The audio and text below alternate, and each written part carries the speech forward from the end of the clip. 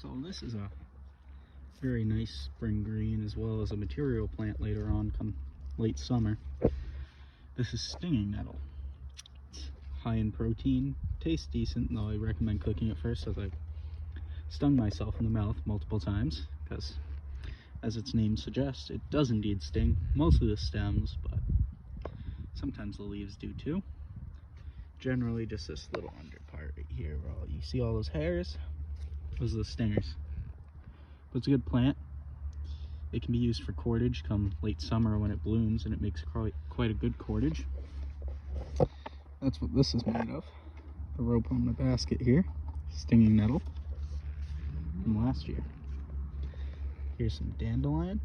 Dandelion's a pretty common one, most people know that one, but it's a bit bitter for my taste, but some people like it.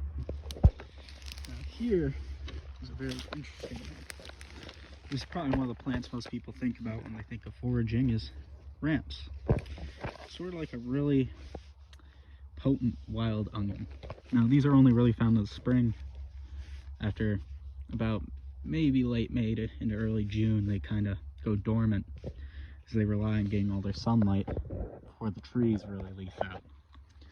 And these used to be a lot more prevalent, but over harvesting as well as clear cutting has really killed them off.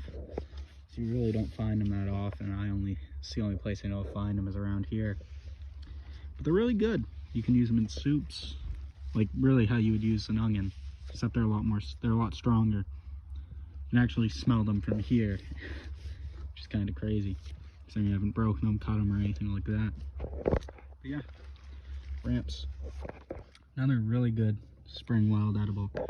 And this one it doesn't stick around as long as the other ones do. You can find dandelion all year long. You can find stinging nettle almost all year long. Though some people prefer to eat it when it's still young, less fibrous. These are fiddleheads. Specifically, these are ostrich fern fiddleheads. These are the ones you eat. There's other ones that have white fuzz on them, brown little specks. These, the ones you want, have this like brown papery substance on them that covers them. Now these, probably about the stage you want to pick them at. You can pick them up a little bit bigger. Now depending where you are, the season might be past in certain areas. In certain parts of the Connecticut River, where I went last weekend, these were already up to here. Some were still down low. It's kind of random. Different plants grow at different rates. These ones still haven't quite popped up yet. So this is when you want to pick them. Now these like water, they like well-drained soil, so wet but not like a swamp. See, there's some more. These ones are a bit bigger. Still, ostrich fern fiddleheads. You can still pick them right here. I'd pick them down to about there. I won't be taking these ones today. I've got enough. Canned 22 jars last week. There's some cinnamon fern ones down there, which you don't want to eat. I've never tried them. I haven't looked into it. I've always just stayed with the ostrich fern ones. So if you want, do your own research. Look it up. You got cinnamon fern, Christmas fern, there's wood fern. There's a few different types. But these are the only ones I know are safe to eat. There's one thing I forgot to mention about the fiddleheads. You gotta make sure you cook them. They're not poisonous per se, but they can make you sick if you eat enough of them raw. So just make sure you cook them well and you should be fine. I'd say 10 to 15 minutes probably. Thinking of dragging the stump out and setting it aside. I don't know what I'll use it for, but I'll figure something out. I think it's cedar.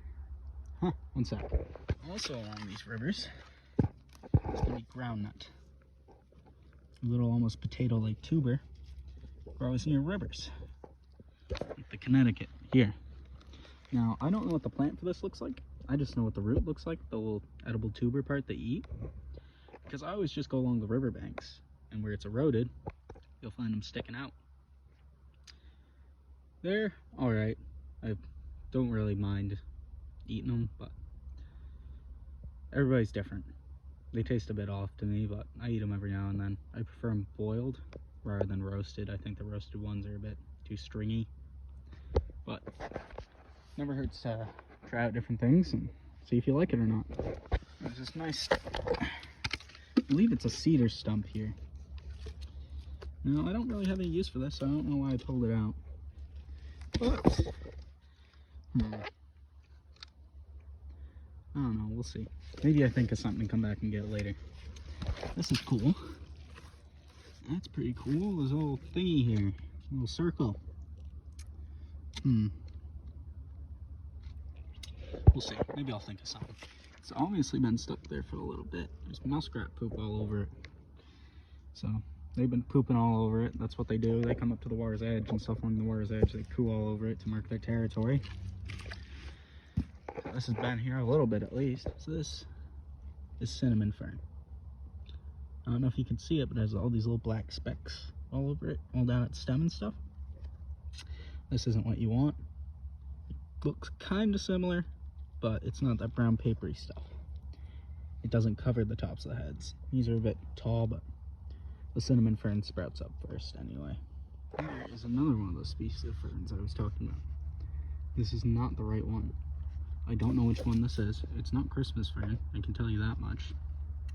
But it's white and fuzzy, the complete opposite of these nearby ostrich fern ones, which are brown papery coverings. So you can see ostrich fern. Little bits of brown paper still stuck to it, kind of like a brown paper bag. And this one here is Christmas fern.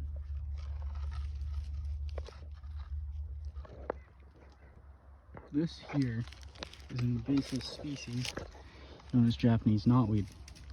Now, people use this in place of rhubarb in pies. They make pickles out of it, stuff like that.